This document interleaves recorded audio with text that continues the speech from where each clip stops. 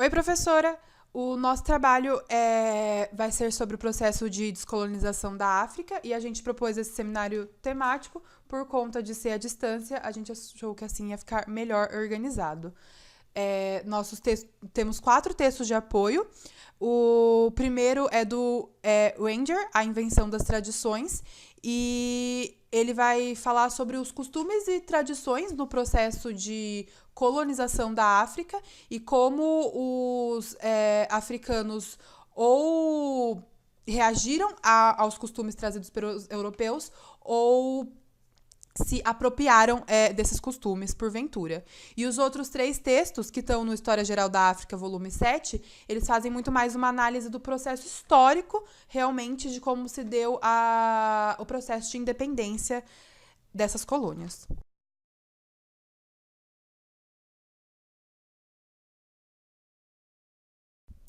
Oi, meu nome é Andresa Frascarelli Ali e eu vou falar sobre o livro A História Geral da África, volume 7, especificamente sobre o capítulo 19, As Repercussões Sociais da Dominação Colonial, Novas Estruturas Sociais, do autor Adiele Afigbo.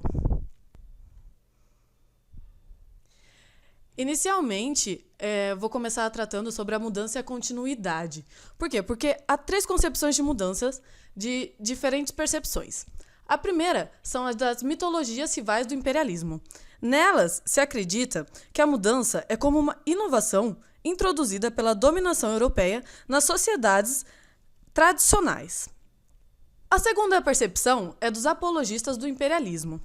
Nele se acredita que as mudanças é um estilo de uma transição linear em busca do benéfico. Então, é como se as tradições ditas africanas não fossem boas e o percurso até o modernismo seria o ideal.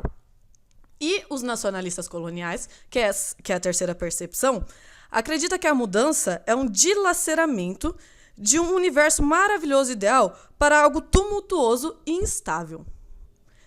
No entanto, 2 desses grupos concordam que as sociedades africanas são estáticas, ou seja, que elas não têm modificações, elas são totalmente uniformes, todas iguais. E, sendo elas naturais, com a dominação europeia, a resposta natural seria um conflito. Porém, novos estudiosos veem isso como errado. Por quê?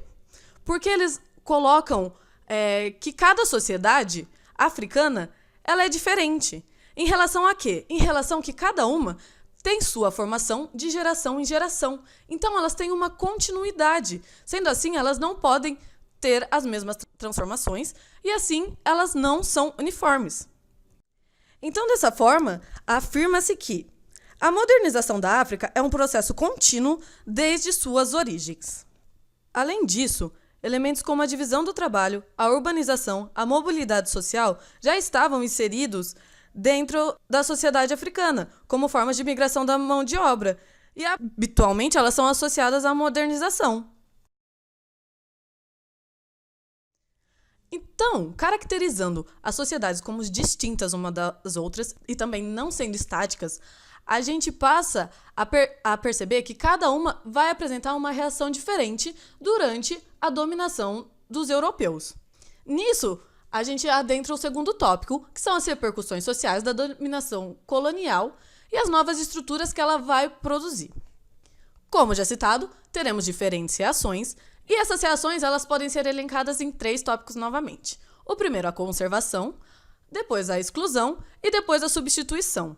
Por quê? Porque a entrada dos europeus dentro do continente africano não vai caracterizar apenas na exclusão das culturas africanas. Há também o método de conservação por parte dos povos nativos, como, por exemplo, dos povos Igbo, que eles são considerados totalmente ocidentalizados, eles praticavam a comunhão e também praticavam a magia e a medicina tradicional. Então, eles conservaram as suas práticas tradicionais nativas e aderiram também questões culturais dos europeus. Há também os povos nigunes, que eles integravam totalmente a religião cristã e a educação ocidental, e eles viam isso como uma forma de preservar a sua cultura nativa. E há também o caso dos povos ugandenses, que há a apresentação de descrições da feliz aceitação dos costumes ocidentais. Dessa forma, aparece uma mescla de culturas, e essa mescla de culturas até hoje existe, como as tradições arquitetônicas indígenas e europeias, a etnicidade e o nacionalismo, a vida rural e a vida urbana, e as instituições burocráticas, a moda ocidental e as tradicionais autoridades, todas elas andando lado a lado. De fato, se subentende que os africanos, quando submetidos a essa dominação colonial, sabiam, de certa forma, que aceitando a nova cultura, eles estariam aumentando a possibilidade de preservar a própria cultura. Há um destaque importante que deve ser feito, é que não podemos generalizar todos os povos e todas as culturas. Como já dito, eles não são estáticos e não são uniformes. Então, cada um apresenta uma reação e vai apresentar futuramente uma consequência. A partir de agora, a gente vai ver as principais forças de mudança.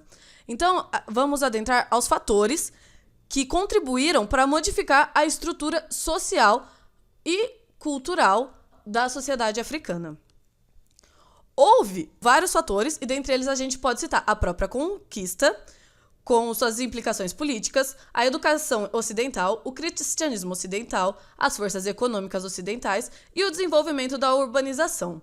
O destaque, agora, nessa parte, a gente vai falar especificamente da educação e da urbanização. No caso da urbanização, ela já existia. Ela não é um fator totalmente trazido pelos europeus. Ela estava inserida no continente africano como a possibilidade de divisão do trabalho, a aglomeração populacional, a mobilidade social, graças à consolidação do seu sistema político e o desenvolvimento do comércio internacional. No entanto, o domínio europeu ele fez com que essa urbanização destacasse um pouco a mais. E como ele destacou? Ele destacou dando origem a dois principais setores, que foram a criação de novos centros urbanos e também a expansão de outros centros urbanos pelo desenvolvimento dos meios de comunicações e pela criação de novos centros políticos, administrativos, comerciais, mineiros e agrícolas. Pode-se chamar essa entrada dos povos europeus dentro da urbanização como uma função catalisadora. Como eu já disse antes, ela só acelerou esse movimento, fazendo com que ele ocorresse e se desenvolvesse mais rapidamente do que costumaria acontecer se não tivesse a dominação dos povos. Agora, a questão da educação ocidental, ela foi muito propagada dentro do continente africano pelos europeus. No entanto, ela não foi propagada somente pelos europeus. Há três fatores que desencadearam cada vez mais a admiração pela educação ocidental. As primeiras foram as missões cristãs. As missões cristãs, elas viam a escola como uma instituição-chave, ou seja, como um método mais eficaz de propagar a sua religião por meio da educação. Então, elas viam que essa ligação era muito importante e, por isso, elas propagavam a educação. O segundo fator que propagou muito a educação ocidental foram os administradores coloniais.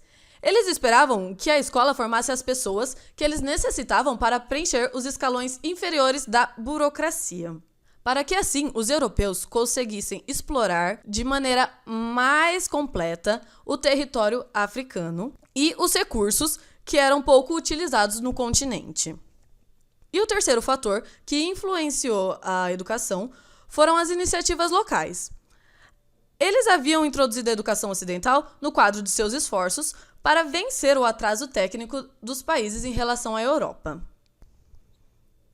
Então, como a gente especificou, a educação ocidental e a urbanização, juntamente com as implicações políticas, as forças econômicas e o cristianismo ocidental, foram um conjunto tão profundo para a mudança da estrutura na sociedade africana que não tem como você saber qual foi a mais importante e qual teve a maior influência dentro desse processo. Outro quesito também que influenciou bastante para a mudança da sociedade, que a gente vai falar mais para frente, foram a conquista militar e o estabelecimento da administração colonial. Porque eles desafiaram os velhos dirigentes e os senhores da guerra, e como eles conseguiram vencer eles conseguiram fazer a tomada do poder. E sendo assim, os europeus passaram a serem vistos como o membro mais forte da sociedade, conseguindo agregar a população mais para o seu lado. Agora a gente vai falar um pouco das novas estruturas sociais. Como a gente viu anteriormente os fatores que contribuíram para a formação delas, agora a gente vai ver como essas novas estruturas foram organizadas. Várias mudanças aconteceram, principalmente por causa da conquista por parte dos militares. A gente consegue ver sobre a religião, que antes era a raiz do local. Como eles foram dominados pelos militares, agora os sacerdotes eles tinham que buscar outra profissão em decorrência da diminuição da admiração que a população passou a ter neles e da função que foi lhe retirada pela imposição do cristianismo. Outra questão que se modificou foi a questão dos escravos. Os escravos, agora livres, eles podiam procurar trabalho sozinhos e poderiam subir em suas categorias. Na questão estrutural, na questão rural, as terras que antes eram caracterizadas como terras dos deuses passam agora a serem terras para a construção de novas instituições europeias e também para a formação de lavouras. No caso das futuras gerações, como a gente elenca aqui como um dos fundamentos mais atingidos, se dá por parte da escola, que ela vai qualificar os jovens para empregos como administrações, comércios, missões, e assim poderiam fazer com que essas futuras gerações ajudassem na organização social para auxiliar os europeus, assim como a gente viu anteriormente. O que a gente pode também colocar como principal nova estrutura da sociedade, a gente vê através da política, que foram as questões geográficas. Por quê? Porque anteriormente tinha um continente muito vasto e relações comerciais entre vizinhos. No entanto, com a chegada dos europeus, eles passaram a limitar essas terras, eles diminuíram a quantidade de territórios e eles fizeram com que as relações comerciais anteriormente estabelecidas se modificassem em decorrência das suas necessidades e dos seus desejos. Outra estrutura que se modificou se deu através da teoria racial que os europeus trouxeram. Nela se dava a supremacia da cor branca. Então, eles propunham que os negros nunca conseguiriam alcançar o nível das classes e as profissões que os brancos realizavam, porque eles não tinham a habilidade, eles não tinham a capacidade para isso. Outra questão também é que, como dito que os escravos agora já estavam livres, eles podiam alcançar o mérito por meio do seu trabalho. Então, isso ocorreu uma modificação, porque as sociedades africanas anteriormente acreditavam que todo o mérito que você alcançaria na sua vida era dado em decorrência do seu nascimento. Você já tinha isso traçado durante toda a sua vida. Agora não. Agora você consegue alcançar os seus méritos por meio do seu trabalho e dos seus desejos. Outra questão que a gente coloca são os imigrantes, que eles tinham a instituição e boa qualificação profissional e assim eles rapidamente cresciam. Eles formaram assim uma nova elite. E essa nova elite é a que vai dar início a um conflito com a outra elite. A outra elite é a elite tradicional. A elite dos africanos, que eles não consideraram a alfabetização como um fator principal. Então, eles não se alfabetizaram e assim a nova elite, que eram dos migrantes, eles passaram a ser como uma conexão entre os europeus e a sociedade africana. A nova elite também acreditava que a Europa conseguiria modernizar a África e escolhessem eles como os representantes, os auxiliares dele, em funções mais profundas e não somente uma comunicação. No entanto, os europeus eles escolheram que quem assumiria esse papel eram as burocracias europeias, que deu um descontentamento para a elite e continuou a propagar o conflito entre a elite tradicional e a nova elite.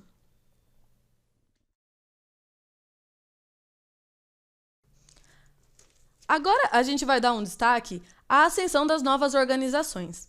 As novas organizações, elas são chamadas de organizações voluntárias.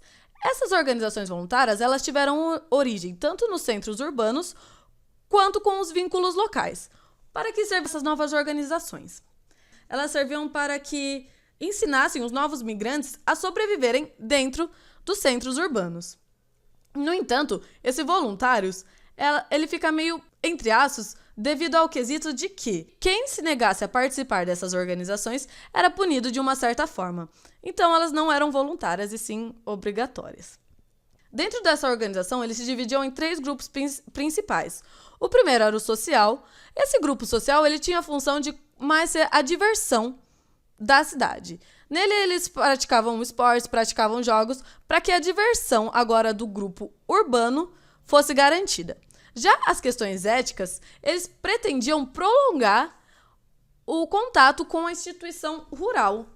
Para isso, eles manteram alguns costumes rurais e eles também ensinavam como a pessoa deve se comportar na nova cidade. Já os sindicatos, que são o nosso terceiro e último grupo, eles tratavam mais de negociações econômicas, das trocas comerciais e da ajuda mútua entre um migrante e o outro.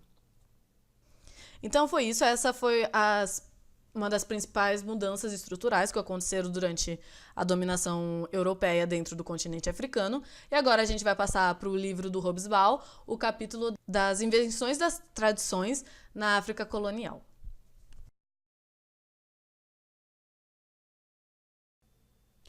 Olá, sou Luísa Tonetti, aluna do Matutino. Eu sou Matheus Silva, aluno do Matutino. E a gente está aqui para apresentar uma análise do capítulo A Invenção das Tradições na África Colonial, Do livro do Hobsbawm, As Invenções das Tradições, escrito por Terence O'Ranger. Com o advento da primeira Revolução Industrial, países como Inglaterra, Bélgica, França e Alemanha se lançam na busca por novos mercados, especialmente no continente africano. A partir desse momento, sociedades que lá viviam foram parcialmente ou totalmente submetidas às forças de controle externo europeu. Mas como se deu tal controle, visto do ponto que o continente africano possuía práticas tão diferentes daquelas que os colonizadores estavam habituados? Ao longo deste seminário, abordaremos a visão clássica do historiador Terence O'Ranger, construída na afirmação que a cultura europeia foi imposta como estratégia de controle. Segundo Ranger, os colonizadores europeus que chegavam à África, seguindo sua lógica de dominação, tiveram que enfrentar o desafio de se afirmar como senhores incontestáveis de uma enorme população africana. Para isso, fizeram uso de uma gama de tradições inventadas, fossem elas educacionais, militares, republicanas ou monárquicas, vindas da Europa, que serviam para justificar sua posição, criando modelos de submissão, nos quais, na maioria das vezes, conseguiram inserir os africanos. Um ponto que vale citar é a diferença entre a colonização da África em comparação aos outros locais que sofriam com esse processo de invasão durante o mesmo período, como, por exemplo, a Ásia. Devido ao fato que porções desse continente africano sofreram uma colonização de povoamento. Um desafio encontrado para a resistência a essa dominação estrangeira seria de que, mesmo as tradições da classe operária, que na Europa faziam contraponto às tradições da classe dominante, não abrangiam os africanos que não possuíam essa tradição de resistência europeia.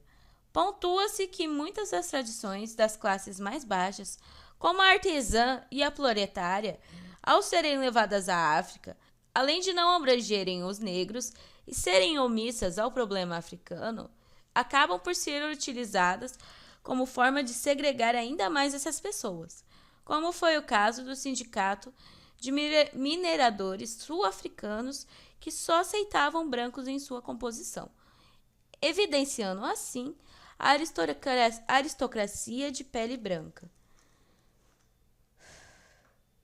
Porém, é essencial ressaltar que essas tradições trazidas pelos europeus não resolviam o problema da dominação na sua totalidade, e a partir disso Novas tradições foram criadas com perspectivas voltadas para as sociedades africanas, sendo que essas tradições engessavam e distorciam certos costumes locais, que originalmente eram fluidos e flexíveis.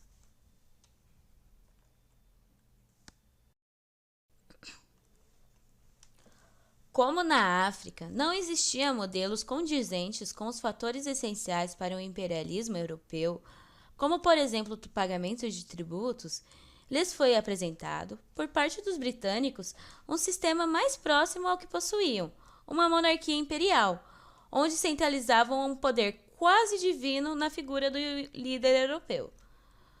Os governantes africanos lutavam para exprimir a autoridade através dos títulos simbólicos das tradições da monarquia imperial, mas presenciavam uma decadência de seu status junto à redução drástica do seu poder. Algumas tradições agrárias europeias que já não cabiam dentro do sistema industrial, pelo seu viés saudosista, com o objetivo de recuperar as tradições aldeãs do período pré-revolucionário, conseguem ser aplicadas aos africanos, que veem nesse modelo um bom exemplo, sendo trazida por grupos eclesiásticos, mas eram também usados como forma de dominação europeias. A centralização dos ritos religiosos de origem europeia no continente explorado acarretaram na implantação de crenças com viés de unificação, mesmo antes do estabelecimento de um cristianismo popular africano.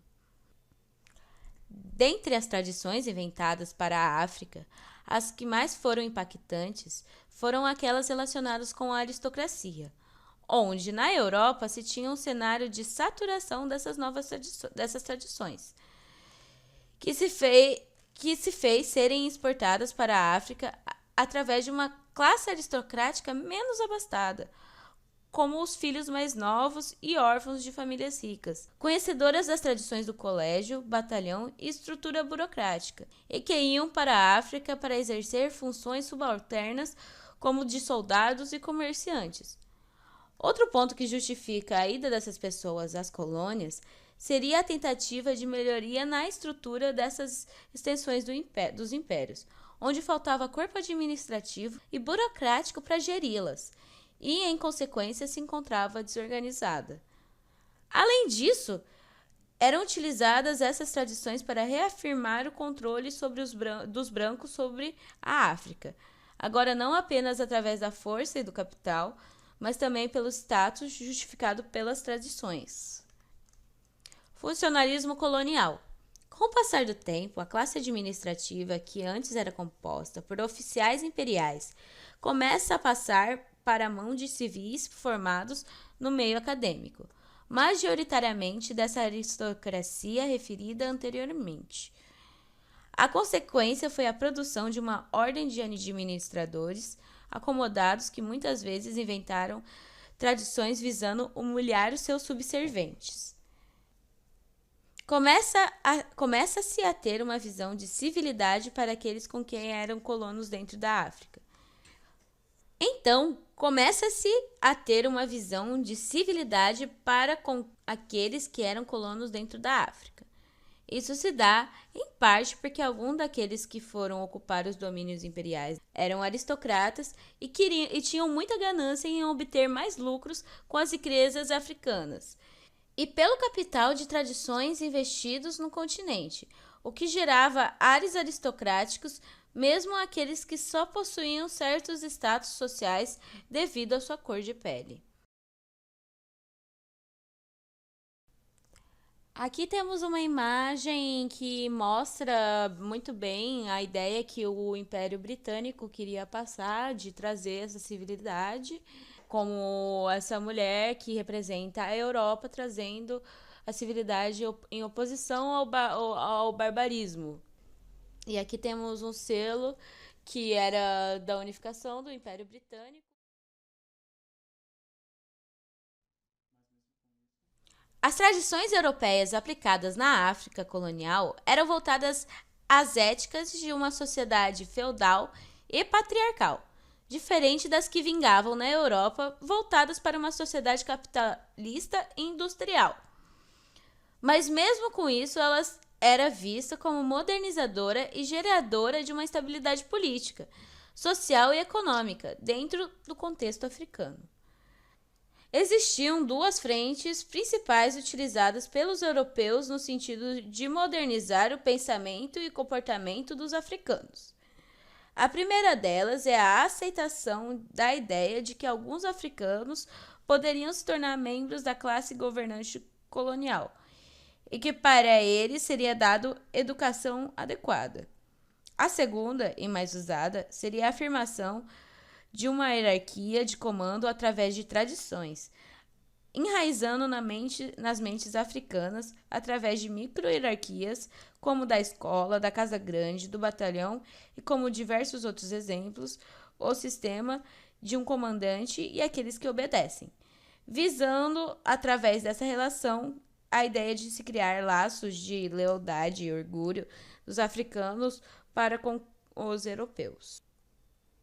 Um exemplo dessa intelectualização dos africanos é o King's College, construído na África, mais especificamente na região de Uganda, no Império Britânico. E com o mesmo conseguiu transformar os nativos e adequá-los às tradições cosmopolitanas europeias, como a disciplina, o patriotismo e o espírito em equipe, evidenciando o impacto das escolas na transformação da mentalidade e das tradições da sociedade.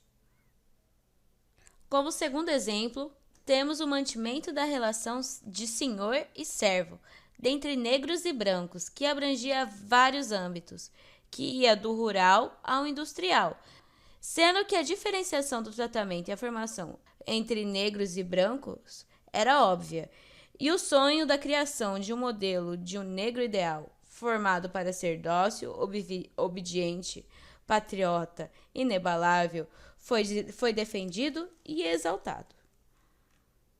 A área militar foi a que melhor estabeleceu as neotradições de subordinação europeias na África, onde, como por exemplo dos franceses, que passaram a utilizar africanos em seus exércitos, atraindo eles como voluntários, dando-lhe promessas de carreiras militares, armas modernas e os fazendo jurar sobre o Corão.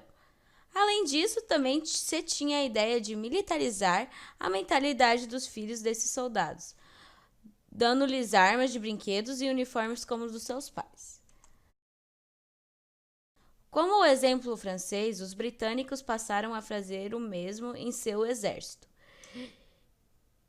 Algo que deu muito certo e foi muito elogiado, já que alguns oficiais conseguiram levar os preceitos de disciplina, patriotismo e unidade para os africanos que compuseram o exército.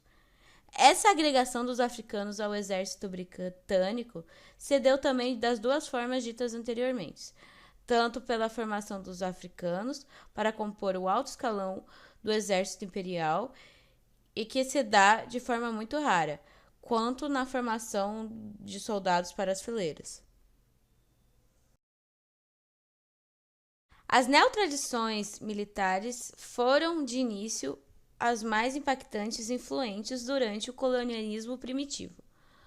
Atinge o seu auge durante a Primeira Guerra Mundial e logo após o término da mesma perdem a sua importância, em especial nas colônias britânicas.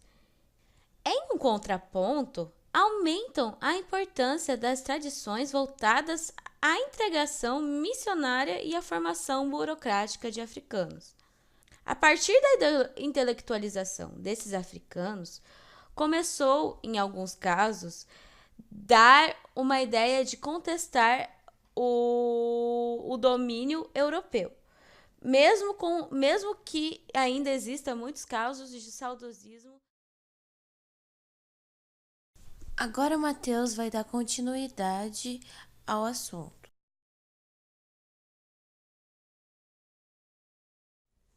Agora eu vou dar continuidade ao trabalho do Hobsbawm.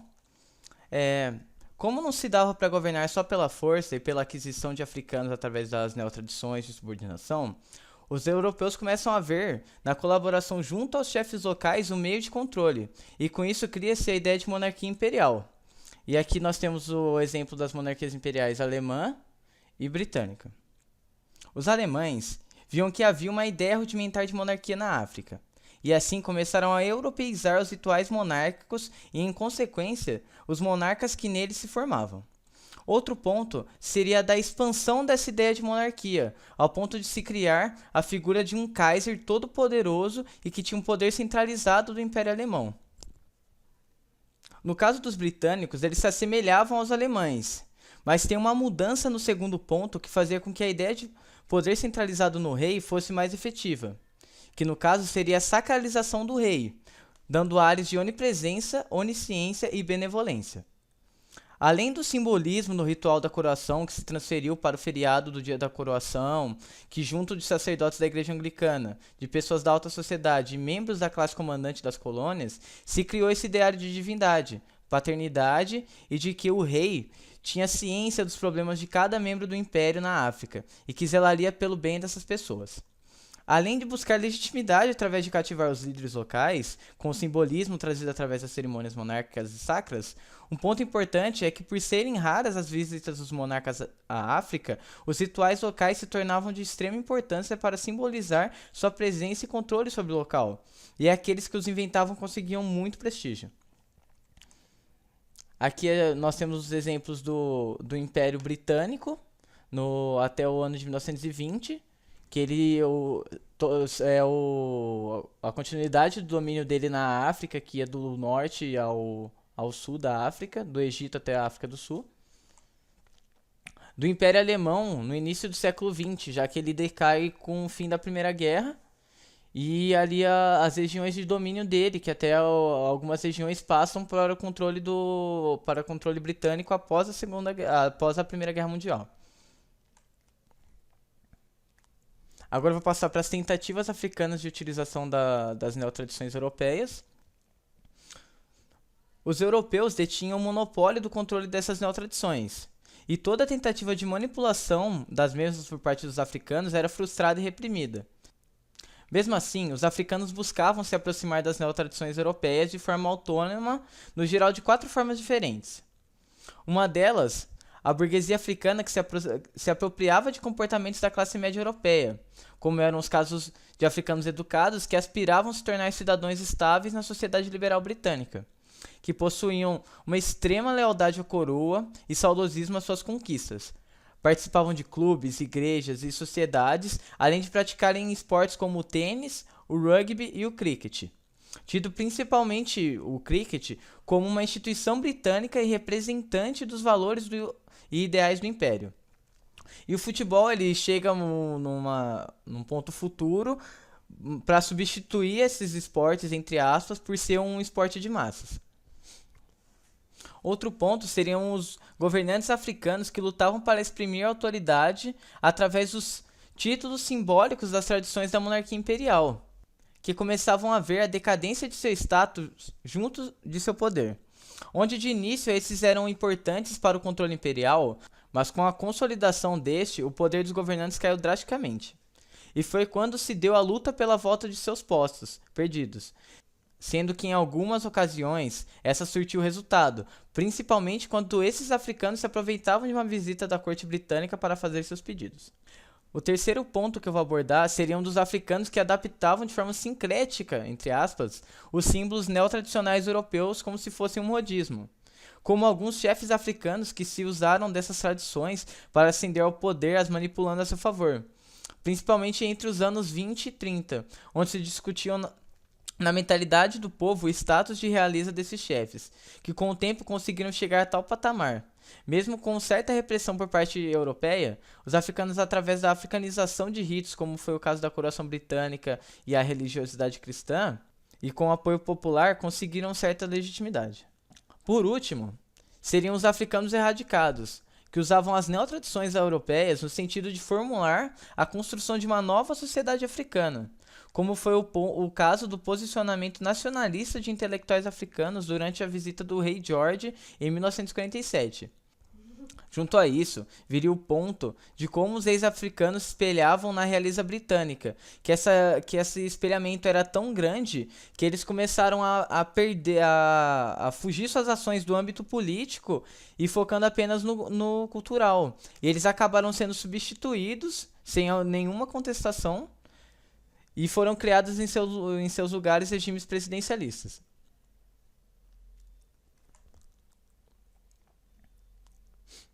Os europeus e a tradição na África.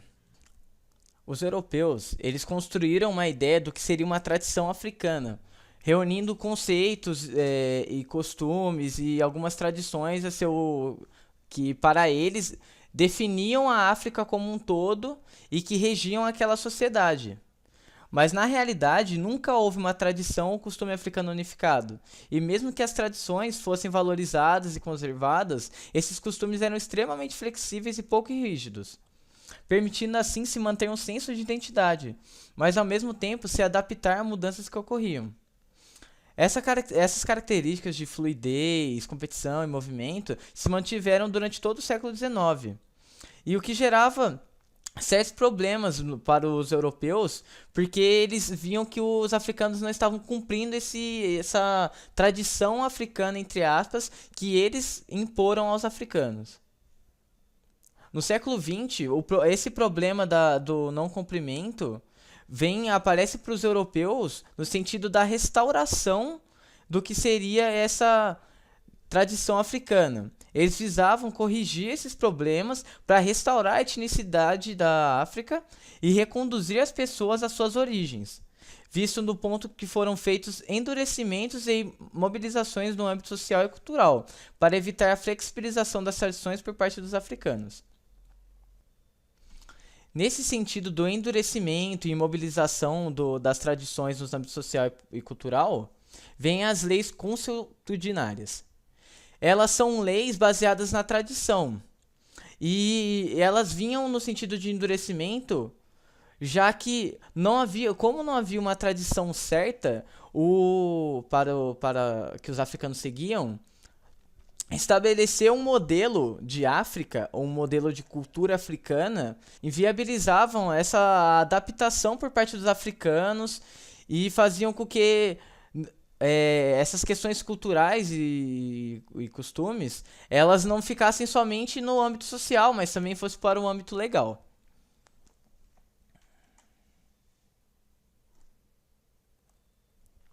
A manipulação africana dos costumes. Os africanos se utilizavam das tradições a eles atribuídas pelos britânicos, tirando vantagens dessa certa ignorância branca, entre aspas, em questões que iam desde econômicas até as sociais. Uma das manipulações eram feitas diretamente com relação às leis consuetudinárias, que os africanos eles alteravam seus costumes ou os adaptavam para abarcar essas leis, onde essas leis abrangiam questões como a posse de terra, posição social e posição econômica, empregos e tudo mais. Os africanos tentavam alterar os costumes, já que eles eram flexíveis na concepção africana. Eles alteravam seus próprios costumes para se adaptar a essas leis e assim conseguir adquirir alguma vantagem. Durante os anos 20, uma das estratégias utilizadas, a partir de uma união entre a elite africana e os colonizadores britânicos, foi o uso da história mítica africana, entre aspas, como as bases de uma nova ordem política que seria construída. Existia também um tradicionalismo progressista, onde os chefes intelectuais buscavam construir uma identidade africana com base nas tribos. Mas tal construção se deu pela reformulação do passado e não evidenciando a verdadeira história africana, mas sim a criando. E ambas as correntes elas vinham no sentido da manipulação do passado para conseguir adquirir alguma vantagem em algum sentido ou em algum âmbito. Essa religião africana, ela vem numa ideia baseada que a religião tradicional, ela era a religião utilizada no momento pré-colonial. E que durante esse período, os africanos possuíam uma certa estabilidade social, uma estabilidade econômica e tudo mais. E eles tentavam, através da adaptação do cristianismo, trazer de volta à modernidade, que era um tempo de estabilidade e tudo mais, essa estabilidade que se tinha no período pré-colonial. Como foi evidenciado, essas neotradições europeias que foram instaladas na África, além das criadas pelos europeus para a África, elas vêm no sentido de estabelecer um controle para essas colônias africanas. E como já foi dito, os africanos tentavam manipular essas tradições para conseguir adquirir alguma vantagem, ou afirmar o seu controle, ou em outro sentido. O autor aponta no texto 4 exemplos dessa utilização das tradições pelos próprios africanos para conseguir reafirmar o seu local de controle e tudo mais. Uma delas seriam os mais velhos, que recorriam à tradição para defender seu domínio dos meios de produção rural com relação aos jovens. Aos homens, para garantir intacta sua posição de superioridade em relação às mulheres. Algumas populações nativas que buscavam nas tradições uma forma de não dar direitos, não conceder direitos para alguns imigrantes que se estabeleciam na área onde que eles residiam. Então, mesmo os africanos, eles não sendo os agentes, muitas vezes os agentes diretos da criação dessas tradições implantadas pelos europeus, eles conseguiam tirar vantagem delas e trazer elas a seu favor, onde em algum ambiente que poderia ser desfavorável para eles conseguiam se dar bem usando essas tradições. Agora eu vou transferir a palavra para a nossa colega Marina, que ela vai falar mais um pouco sobre as questões do Nordeste da África, do texto A História Geral da África, volume 7.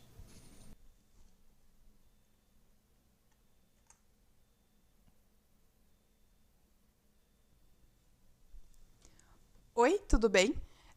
Meu nome é Marina Lopes e eu vou falar sobre o capítulo Política e Nacionalismo no Nordeste da África, que está no livro História Geral da África, volume 7.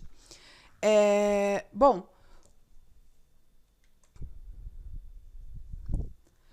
durante o período do entreguerras, entre a Primeira e a Segunda Guerra Mundial, a região do Nordeste da África, onde tem países como o Egito, o Sudão e a Somália, foi palco de rivalidades entre grupos de nacionalismo. E esses grupos, eles buscavam exercer a supremacia da região. E eles eram inspirados ou em um patriotismo laico ou possuíam algum tipo de inspiração religiosa. Além disso, haviam conflitos políticos entre o nacionalismo e problemas econômicos, porque a gente está falando de um contexto de final da década de 1920 e a economia mundial passava por uma crise, né? O momento que a gente tem, por exemplo, a quebra da Bolsa de Nova York. Se a situação das potências mundiais era crítica, a das colônias africanas era muito pior. E as potências, com a Primeira Guerra Mundial, elas intensificaram cada vez mais o avanço imperialista que se seguiu sucessivamente a uma onda anti-imperialista também. Então, ao mesmo tempo que os países da Europa estavam avançando, os países da África, eles iniciaram uma organização política buscando maior liberdade e igualdade.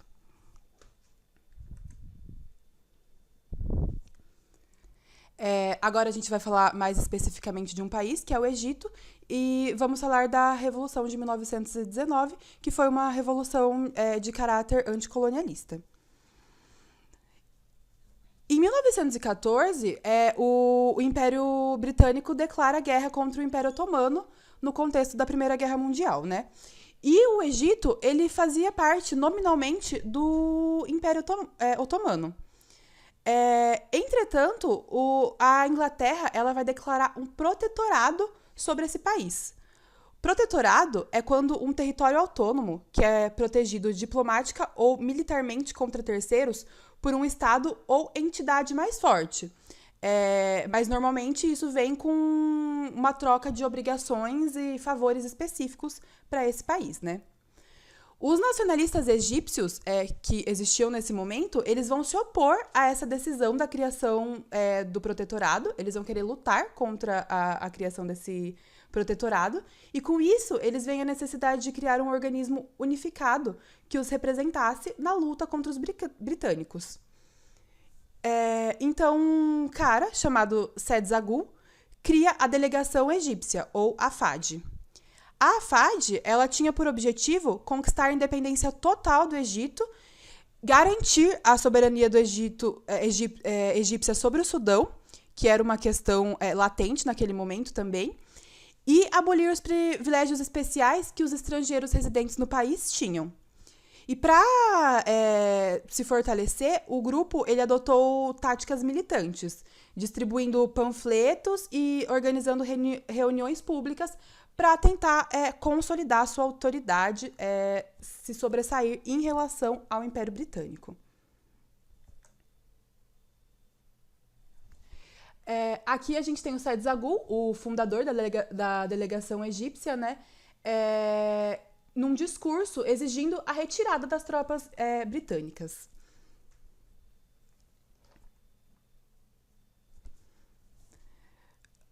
A crise econômica do período de entreguerras, ela acabou por servir à causa nacionalista. Porque os problemas sociais e econômicos que estavam afetando a região, eles criaram um sentimento de frustração entre as massas em geral. Milhares de camponeses foram recrutados à força para lutar na guerra. As colheitas de cereais e gados, elas eram requisitadas sem que os proprietários recebessem a indenização adequada por esse empréstimo. E o custo de vida disparou de forma absurda. E o AFAD se aproveitou dessa crise econômica para mostrar para a população a intensa responsabilidade que o Reino Unido tinha nessa situação e convencer os egípcios que era necessário lutar contra essas injustiças. Então, foi um momento de propaganda anti-imperialista muito forte. Em 1919, o descontentamento da população era geral e o Império Britânico ele insistia na decisão de manter o protetorado, mesmo com a intensa luta na tentativa de retirar isso. E a decisão mais perigosa que o Império Britânico teve, que piorou ainda mais a situação, foi a detenção do Zaghloul, no dia 8 de março de 1919, e a sua posterior deportação para Malta. Esse foi o ponto que faltava para desencadear a Revolução. O país logo ficou paralisado e a posição do Reino Unido ficou cada vez mais abalada. O AFAD, ele acabou surgindo, né, o grupo AFAD, acabou surgindo como o único representante da nação.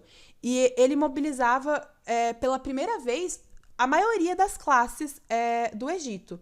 Camponeses, operários, estudantes, proprietários rurais e intelectuais, além de todos os grupos religiosos, mesmo grupos religiosos dissidentes. O Reino Unido acabou se vendo cada vez mais sem saída e ele se viu obrigado a inaugurar uma política de conciliação com os nacionalistas.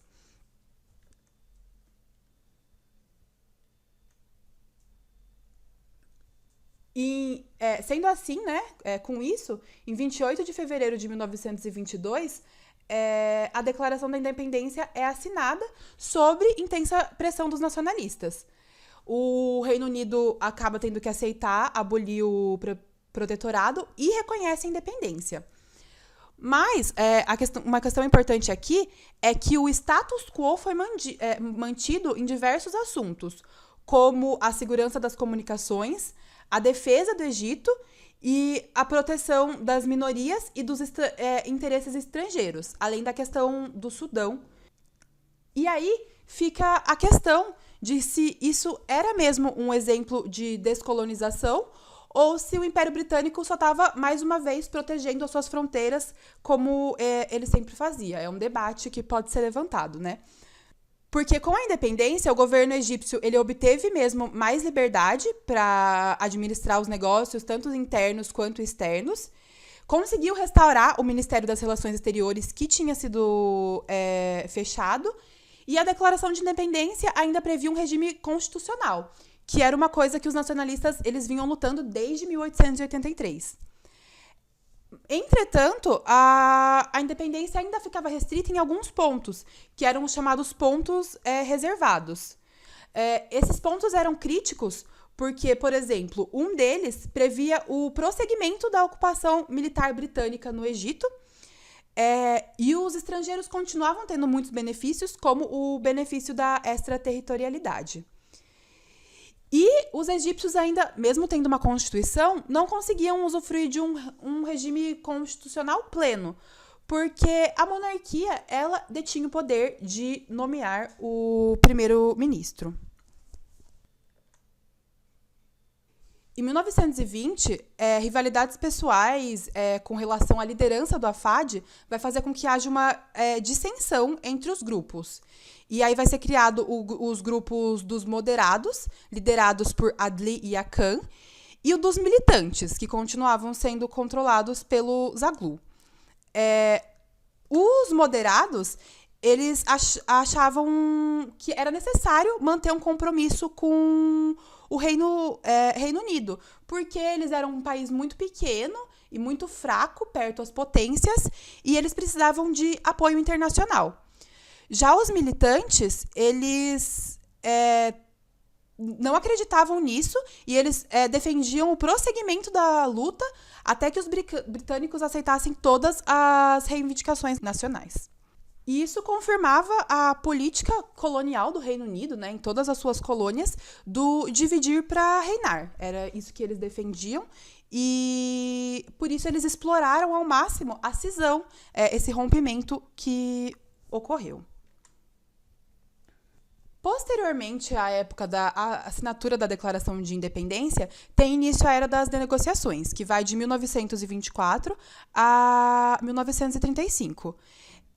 A luta, nesse momento, ela vai se voltar principalmente para a abolição dos pontos reservados. E eles queriam conseguir negociar um acordo do Reino Unido para conseguir essa abolição. Mas o Reino Unido vai se mostrar irredutível, ele não tinha interesse nessa negociação. E, inclusive, em 1922, ele traz ao poder o Fuad, que é esse que está aparecendo na imagem agora, que ele defendia os interesses do Reino Unido na política egípcia, né? Eles trouxeram ele de volta ao poder justamente para impedir que o AFAD tivesse acesso ao poder, né? Conseguisse se reestabelecer e se recuperar e voltar ao poder. O Fuad, ele mostrando essa característica de defender os interesses britânicos, ele suspendeu por 3 vezes, em menos de 7 anos, a Constituição de 1923. Então, ela foi suspensa em 1924, em 1928 e em 1930. Toda essa política anti-AFAD acabou fazendo com que o grupo tivesse um declínio da sua popularidade absurdo e acabou havendo uma desagregação cada vez maior. E o Egito continuou tendo uma administração dominada pelo Reino Unido.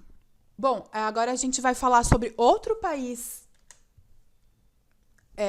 do Nordeste da África, que é o Sudão, que também vai ter essa característica de um aumento da política imperialista e, consequentemente, um aumento da política anti-imperialista, da tentativa de se libertar do domínio britânico.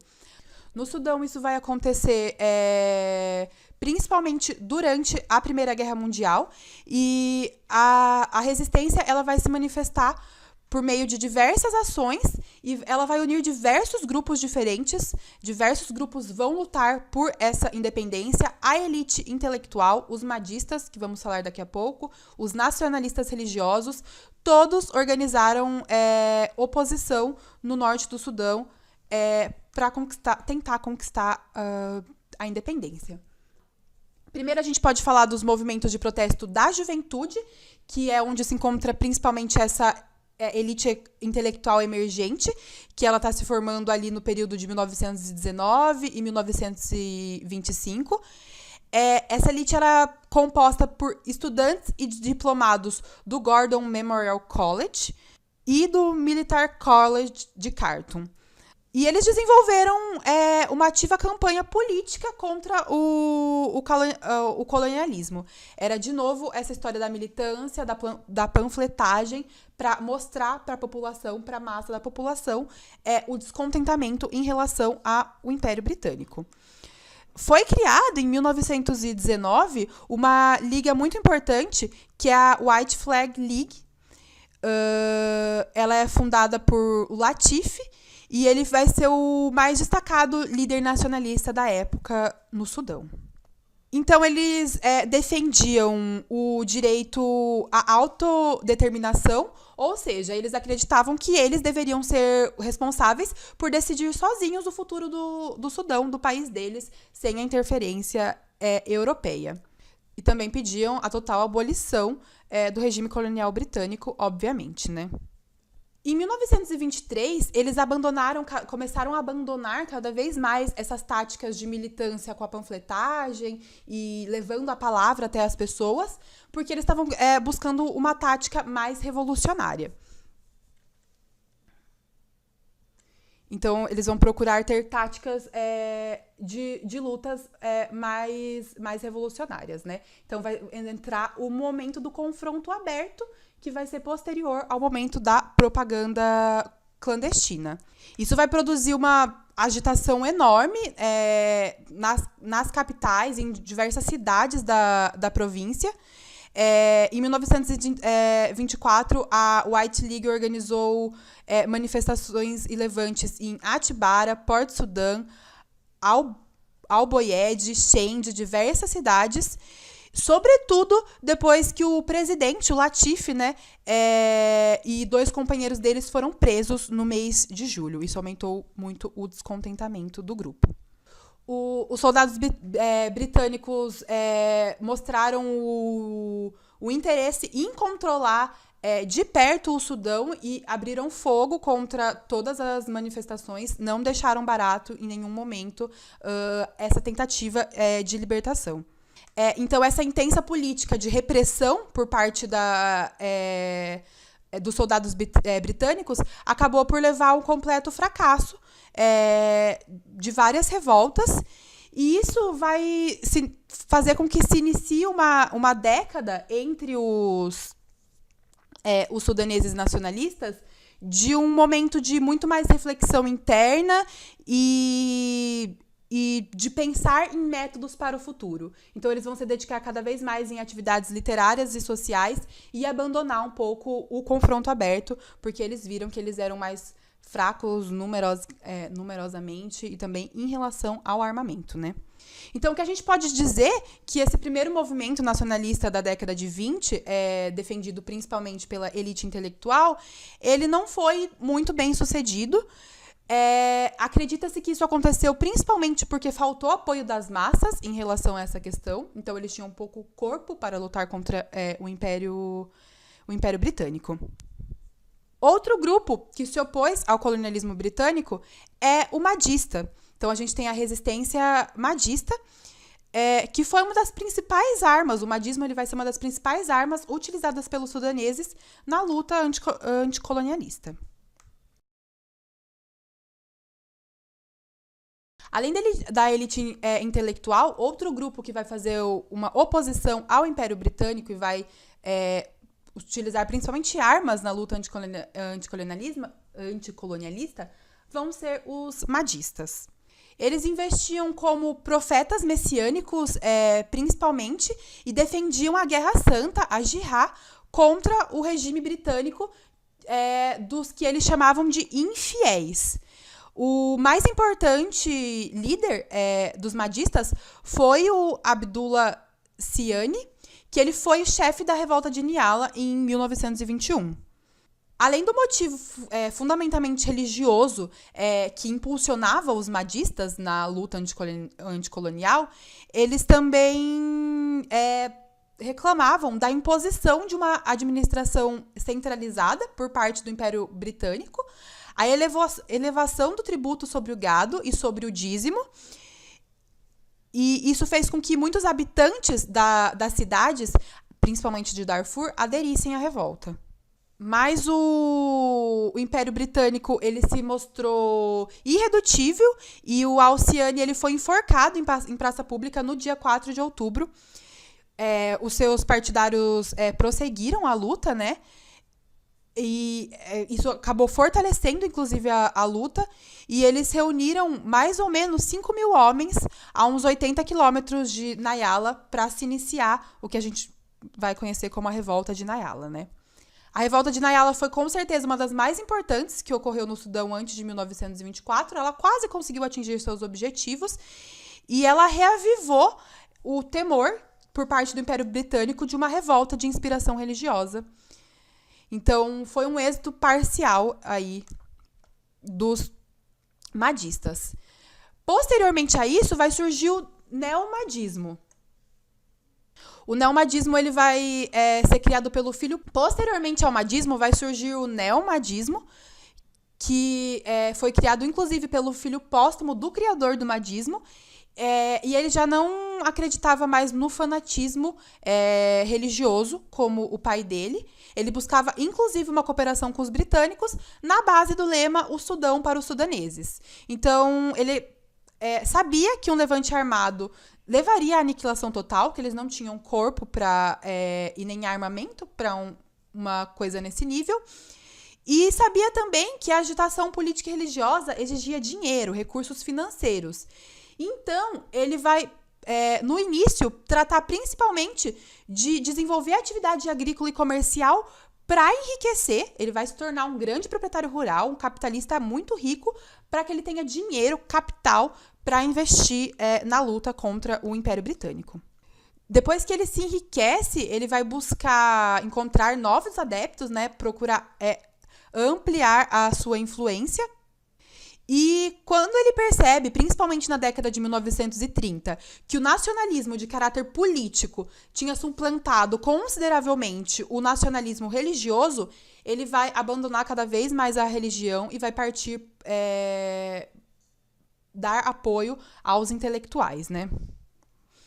Em 1935, o neomadismo já tinha se convertido em uma importante força política na luta anticolonialista. E ele conseguiu estabelecer uma unidade entre os setores da intelectualidade e religiosos ao mesmo tempo, né? Então, aqui a gente viu exemplos da descolonização em países do Nordeste da África, principalmente, né? A gente vê características muito semelhantes nos dois, tanto do caráter irredutível do Império Britânico de tentar manter a hegemonia da região, mas, ao mesmo tempo, uma luta cada vez maior dessas colônias para obter sua independência. Essa luta anticolonial, ela vai ser muito organizada, muito construtiva nesse período entre guerras, desde o início da Primeira Guerra Mundial.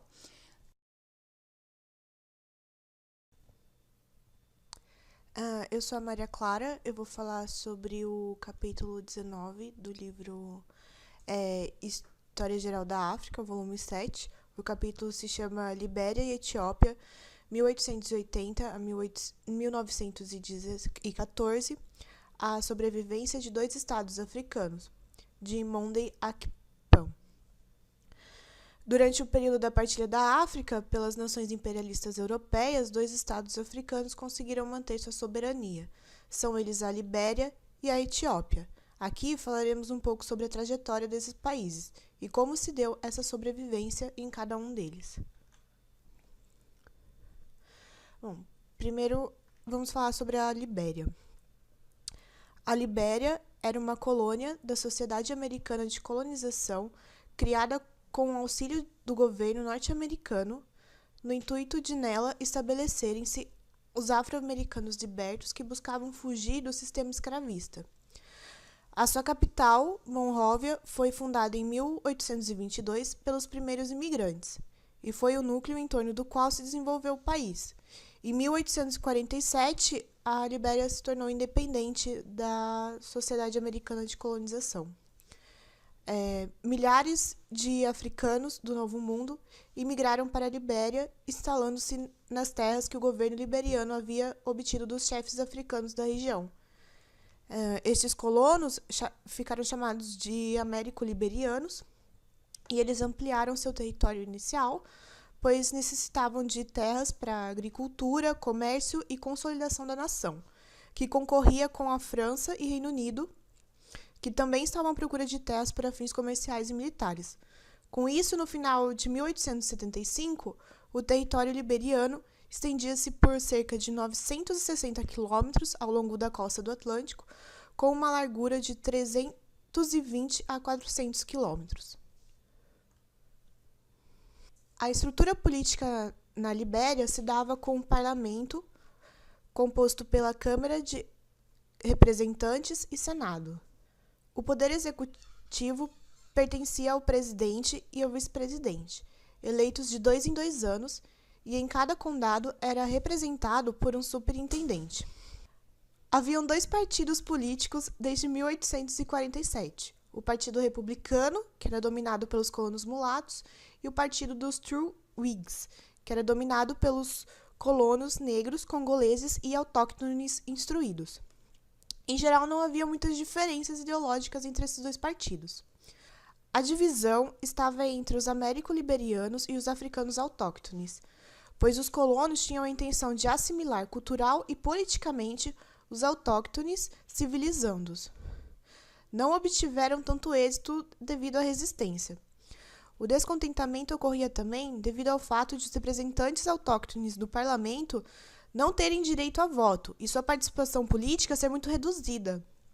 As limitações e impostos sobre o comércio marítimo também gerou descontentamento entre os autóctones e os estrangeiros.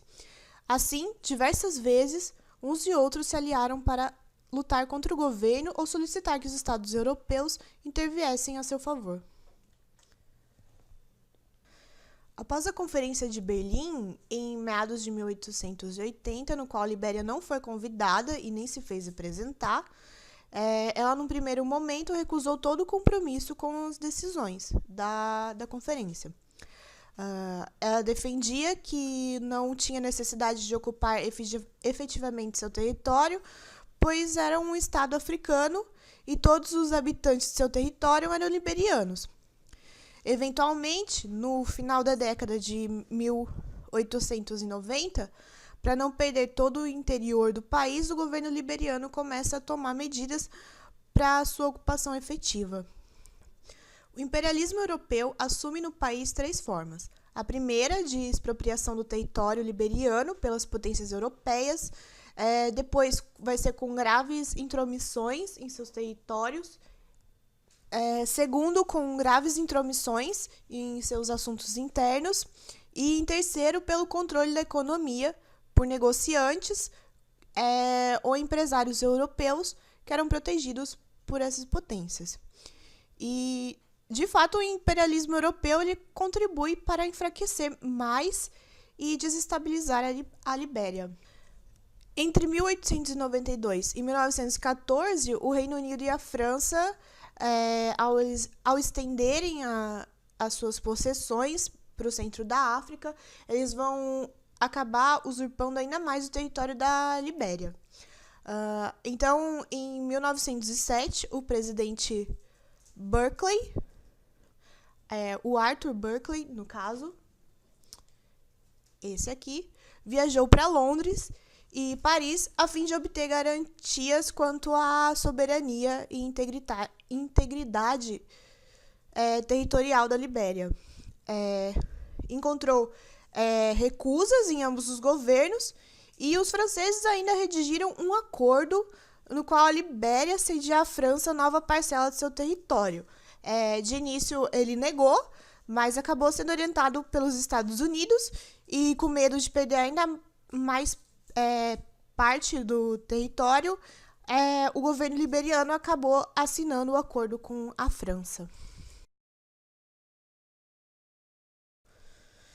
As receitas do governo elas não eram suficientes e a ajuda estrangeira era limitada. E a maioria dos américo-liberianos preferia o comércio e a agricultura. E isso acabou os afetando na época da Depressão Mundial, no final do século XIX.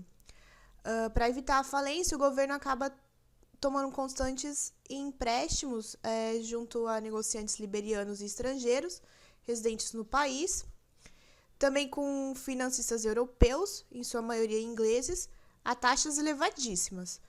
Para resgatar as dívidas, hipotecou as receitas aduaneiras que passaram a ser administradas por funcionários ingleses. Com as dívidas pagas, não restavam à Libéria fundos suficientes para investir em recursos humanos e naturais, nem para lançar as bases de seu desenvolvimento econômico. Apesar disso, houve uma evolução econômica e social no país.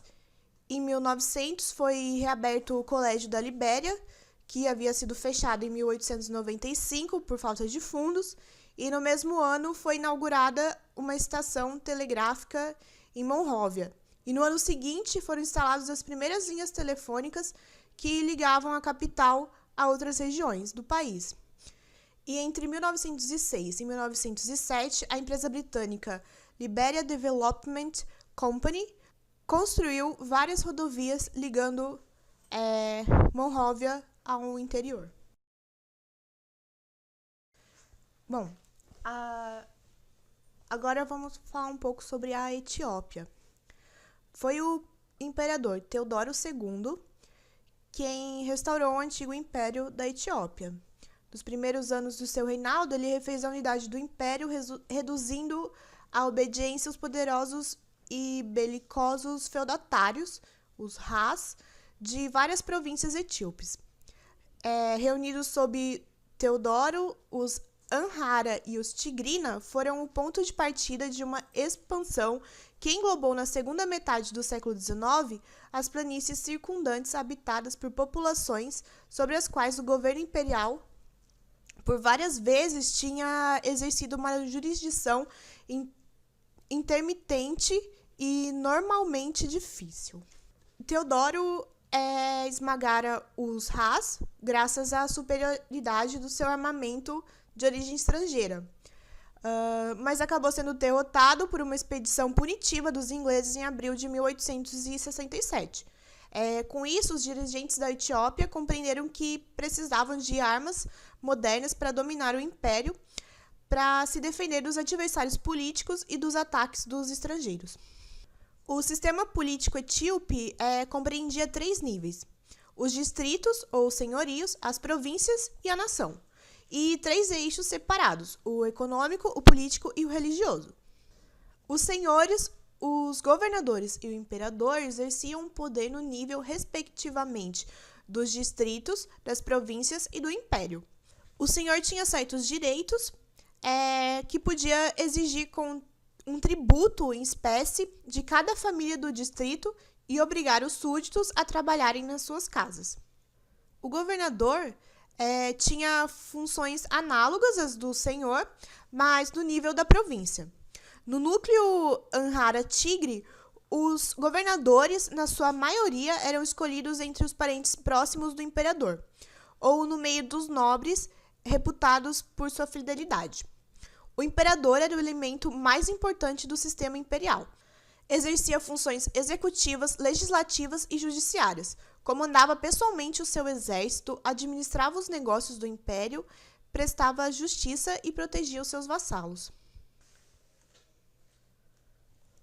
O início do imperialismo europeu na Etiópia remonta a 1869, ano em que um czarista italiano, Giuseppe Sapeto, comprou a um sultão local o porto de Assab, no Mar Vermelho.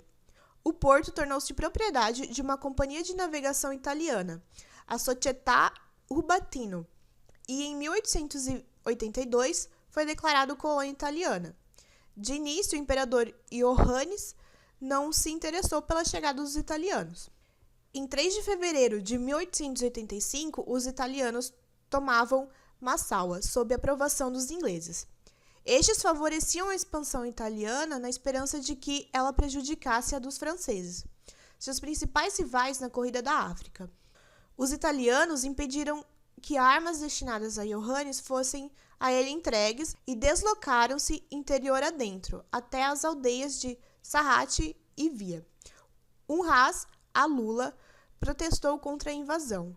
Os invasores acabaram evacuando Sarhat e Via, mas, como vingança, bloquearam a costa etíope. A guerra parecia iminente. A Itália, então, apelou para a mediação do Reino Unido. O imperador Iohannis morreu em 1889 em Matama, na fronteira sudanesa, no período da guerra contra a Itália. Ainda durante a resistência do imperador Iohannis à agressão italiana e egípcia, o governador de Shoa, Menelik, embora por princípios devesse obediência ao imperador, mantinha relações cordiais com a Itália. E emprestava grande valor a essas relações porque, por intermédio do conde Antonelli, representante italiano, numa corte onde não havia outros diplomatas estrangeiros, obtinha acesso à técnica europeia. Além disso, a Itália remeteu a Shoa vários médicos e grande quantidade de armas de fogo. No dia 2 de maio de 1889, menos de 2 meses após a morte de Iohannis, um tratado de paz e de amizade marcava o apogeu das boas relações entre Menelik e a Itália. Foi assinado na aldeia etíope de Uchali. No tratado, Menelik reconhecia a soberania da Itália sobre a maior parte do planalto da Eritreia, abrangendo Asmarra, e a Itália reconhecia Menelik como imperador. Era o primeiro país a fazer isso, prometendo-lhe o direito de importar, através da Eritreia, armas e munições. O mais importante trecho do tratado, no entanto, era o artigo 17, que viria a ter algumas contestações. Porque havia 2 versões do tratado, uma em amárico e outra em italiano. E o artigo 17 apresentava sentido diferente em cada versão. De acordo com o texto em amárico, a Etiópia poderia recorrer à intermediação das autoridades italianas se quisesse estabelecer relações com outros países. Já no texto italiano, tornava esse recurso obrigatório. Em 2 de outubro de 1889, foi assinado em Roma um acordo adicional. A Itália reconhecia mais uma vez o título de imperador de Menelik, enquanto este reconhecia a soberania italiana sobre a colônia do Mar Vermelho, nos limites das fronteiras que ela já possuía. Além disso, a Itália emprestaria à Etiópia 4 milhões de liras. Porém, todo o projeto de cooperação teve que ser abandonado, pois no dia 11 de outubro, o ministro das Relações Exteriores da Itália, Crispi, declarou que, conforme o artigo 34 do Tratado Perpétuo, Sua Majestade, o Rei da Etiópia, aceita os bons ofícios de Sua Majestade, o Rei da Itália, para tudo quanto diz respeito às relações da Etiópia com outras potências ou governos. A pretensão italiana logo foi reconhecida pelas potências europeias. E daí por diante, as cartas geográficas impressas na Europa passaram a designar a Etiópia pelo nome de Abissínia Italiana.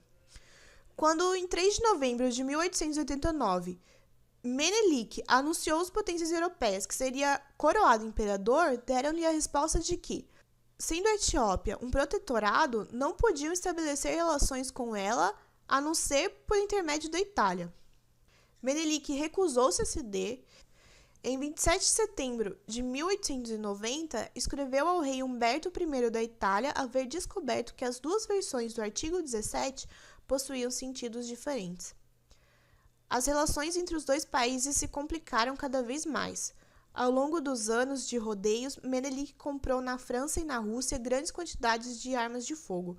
A Etiópia finalmente denunciou o Tratado de Uchali em fevereiro de 1893 e, no dia 27 do mesmo mês, Menelik anunciou o fato às potências europeias e a respeito das pretensões da Itália e declarou: a Etiópia não precisa de ninguém, ela estende as mãos para Deus.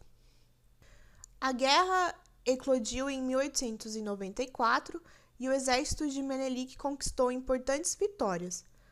A Batalha de Aldoa terminou com a vitória de Menelik e a derrota total dos inimigos. Como resultado, em 26 de outubro de 1896, os italianos assinaram o Tratado de Paz de Addis Abeba, que anulava o Tratado de Uchali e reconhecia a completa independência da Etiópia. A França e o Reino Unido enviaram missões diplomáticas para celebrar os tratados com o Menelik. Os madistas do Sudão, o sultão do Império Otomano e o czar da Rússia também mandaram embaixadas.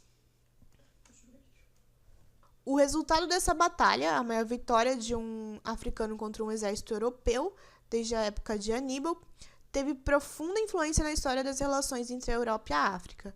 A Etiópia ganhou prestígio em toda a região do Mar Vermelho e intelectuais negros do Novo Mundo também manifestaram interesse pela Etiópia, o último estado autóctone independente da África Negra.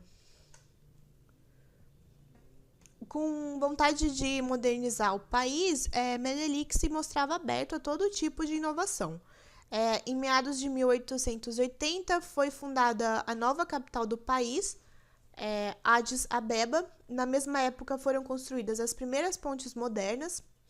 Em 1894, foi emitida pela primeira vez uma moeda nacional, foi organizado um sistema postal, foram instaladas linhas telegráficas por volta de 1900, além de diversas outras instalações modernas. Bom, a Libéria e a Etiópia foram, assim, os únicos países africanos que conservaram sua soberania e independência. Apesar das inúmeras investidas do imperialismo, elas sobreviveram e de formas diferentes. Enquanto a Etiópia manteve as suas fronteiras, a Libéria teve que ceder grande parte do seu território para manter-se independente. Ambas as nações resistiram ao imperialismo devido a algumas razões em comum. As duas estavam decididas a conservar a independência, os respectivos dirigentes deram mostra de habilidade diplomática. A rivalidade entre as potências imperialistas fez com que nenhuma delas pudesse se apoderar da Libéria ou da Etiópia. E outra razão essencial, no caso etíope, foi o poderio militar. E se a Etiópia expandiu seu território enquanto que a Libéria perdia parte do seu, foi porque a situação política, econômica e militar não era a mesma nos dois países, e também porque as ingerências dos europeus em assuntos internos foram menos numerosas na Etiópia do que na Libéria. E um outro fator importante é que havia uma crença muito forte nos dois países de que eles eram destinados por Deus a sobreviver.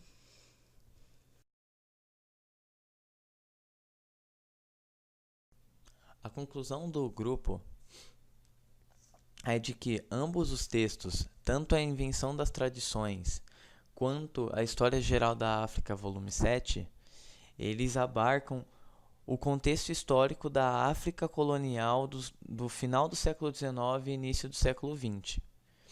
Sendo que o texto da Invenção das Tradições ele tem um viés mais cultural e social, demonstrando como se davam as relações de poder e como os europeus tentavam exercer dominância para com os africanos, se utilizando da invenção de tradições e da exportação de tradições europeias para a África.